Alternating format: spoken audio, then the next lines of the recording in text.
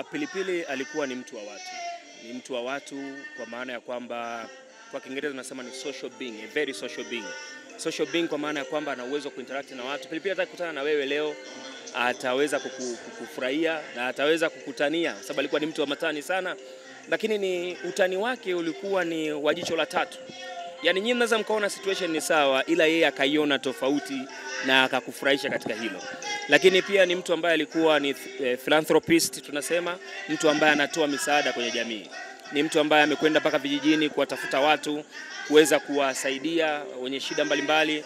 Ni mtu ambaye alikuwa na amani, sio mgomvi. Mimi nimeishi na Pilipili zaidi ya miaka 10, sijawahi kuona anagombana na mtu. Yani ukisikia atalalamika tu bwana champion, tuko naitana champion. Champion kuna mtu bwana yuko hivi na hivi, lakini ilikuwa sio mtu wa magomvi. Kwa hiyo ni mtu mwenye upendo sana, mtu mwenye furaha wakati wote, au mtu mwenye kushirikisha furaha. Lakini alikuwa hafichi hisia zake. Pilipili alikuwa anaweza kulia, hata hapa kwenye interview angeza kulia. Ni mwanaume pekee, ni mmoja wa wanaume ambao walikuwa wanaweza kutoa machozi wakati wowote. Maana yake ni mtu ambaye alikuwa hafichi hisia zake. Akicheka anacheka, akilia analia. Nafikiri tuenzi falsafa alizokuwa nazo. Pilipili ametoa falsafa nyingi sana kwenye mitandao, jinsi ya kuweza kuishi na maisha. Kwa hiyo hivyo ni vitu ambavyo tunatakiwa tuzingatie na tufate ushauri mwema. Ametushauri sana na nafikiri tuzingatie yale ambayo akiyafanya mazuri. Kwa jina naitwa Rosemary Masawa Urio, wengi wananifahamu kama Katarina Karatu. Mimi ni msanii kutoka Arusha wa comedy. Safari yangu ya uchekeshaji ilianza mwaka 2016, lakini rasmi Emmanuel MC Pilipili alinitambulisha rasmi kwenye jukwaa lake mwaka 2017. Kwa hiyo niseme Pilipili alinifungulia njia kwa upande wa sanaa. Amekuwa meneja wangu kwa miaka 4, amekuwa kiongozi, amekuwa kaka, amekuwa rafiki. Kiukweli nimejifunza vitu vingi kupitia yeye, amenisaidia, amenikutanisha na watu wengi. Nafikiri hata ambao nakutana nao leo wengi nimewafahamu kupitia yeye, na watu wengi sana mimi pia walinifahamu kupitia yeye.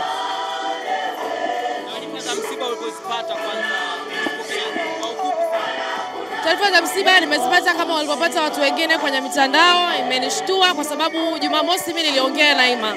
Jumamosi tuliongea, lakini nilikuja kukuta tayari yani watu wameshajua. Mimi nilichelewa kujua, nilikuwa nimesipatikani na nini. Kwa hiyo baada ya kupokea nimeshtuka kama mlivyoshtuka nyewe, nimehuzunika, nimeumia. Ima ni mtu mzuri, ni rafiki mzuri, ni kiongozi wangu pia kwa upande wa sanaa, lakini ameshakuwa kama familia kwa sasa. Kwa hiyo kikweli ni huzuni. Ni huzuni. Nashukuru sana. Pole kwa wote, asante.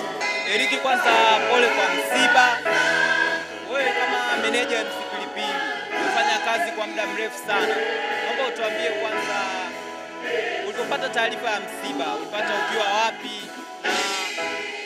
Unafahamu nini kuhusu msiba? Asante sana. Kiukweli mimi nilipokea taarifa za msiba nikiwa nyumbani.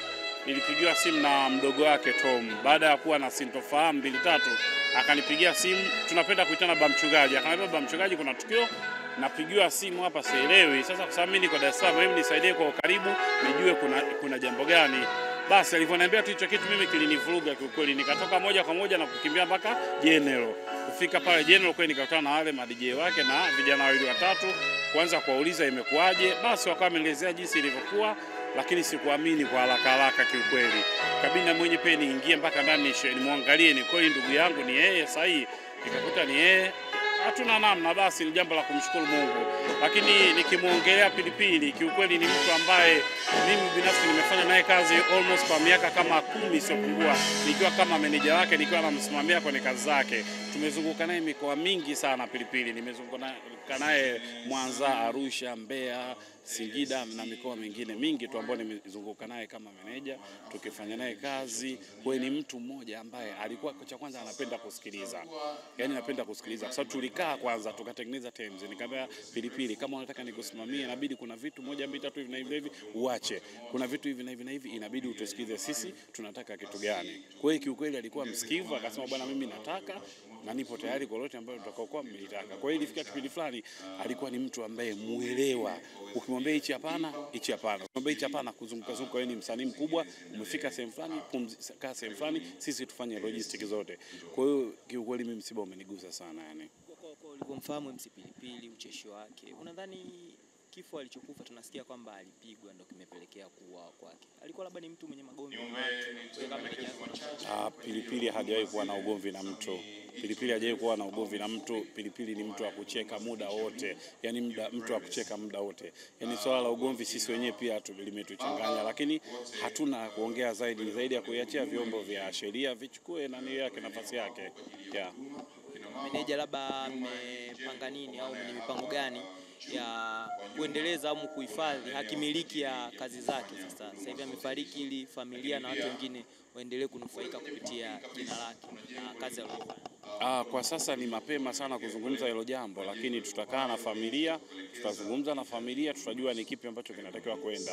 Kwa sababu cha kwanza tunahitaji tuanze kutengeneza zile t-shirt za kwanza kabisa ambazo tulizokuwa tukifanyia kazi. T-shirt zetu kama unaona, kuna ile kipindi tunaanza kazi, kuna t-shirt tulikuwa tumezitengeneza Pilipili, zilitembea sana zile. Kwa hiyo tutakaa na familia, tutakubaliana kwa kwamba tunatakiwa kipi kiende, kipi kile ambacho tunaweza tukakistopisha, basi tutakachoamua tutakifanyia kazi. Yeah. Asante sana. Pilipili alikuwa ni mtu wa watu. Ni mtu wa watu kwa maana ya kwamba kwa Kiingereza tunasema ni social being, a very social being. Social being kwa maana ya kwamba ana uwezo wa kuinteract na watu. Pilipili hata kukutana na wewe leo ataweza kukufurahia na ataweza kukutania, sababu alikuwa ni mtu wa matani sana, lakini ni utani wake ulikuwa ni wa jicho la tatu. Yaani nyinyi mnaweza mkaona situation ni sawa, ila yeye akaiona tofauti na akakufurahisha katika hilo. Lakini pia ni mtu ambaye alikuwa ni philanthropist, tunasema mtu ambaye anatoa misaada kwenye jamii.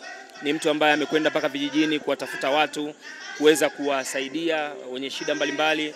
Ni mtu ambaye alikuwa na amani, sio mgomvi. Mimi nimeishi na Pilipili zaidi ya miaka 10, sijawahi kuona anagombana na mtu. Yani ukisikia atalalamika tu bwana champion, tuko naitana champion kuna mtu bwana yuko hivi na hivi, lakini ilikuwa sio mtu wa magomvi. Kwa hiyo ni mtu mwenye upendo sana, mtu mwenye furaha wakati wote, au mtu mwenye kushirikisha furaha. Lakini alikuwa hafichi hisia zake. Pilipili alikuwa anaweza kulia, hata hapa kwenye interview angeza kulia.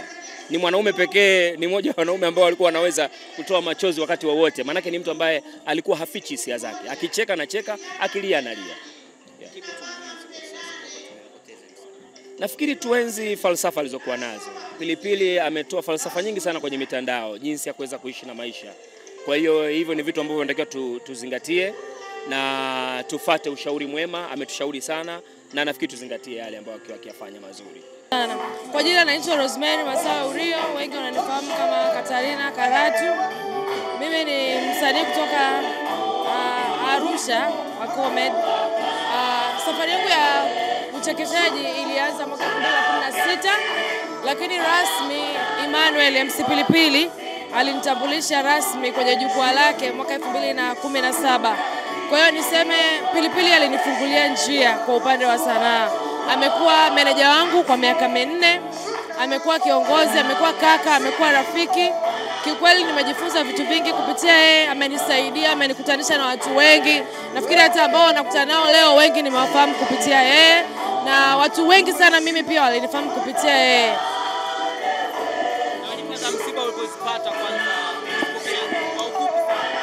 Taarifa za msiba nimezipata kama walipopata watu wengine kwenye mitandao. Imenishtua kwa sababu Jumamosi mimi niliongea na Ima. Jumamosi tuliongea, lakini nilikuja kukuta tayari yani watu wameshajua. Mimi nilichelewa kujua, nilikuwa nimesipatikani na nini. Kwa hiyo baada ya kupokea nimeshtuka kama mlivyoshtuka nyewe, nimehuzunika, nimeumia. Ima ni mtu mzuri, ni rafiki mzuri, ni kiongozi wangu pia kwa upande wa sanaa, lakini ameshakuwa kama familia kwa sasa. Kwa hiyo kikweli ni huzuni. Nashukuru sana. Pole kwa wote, asante.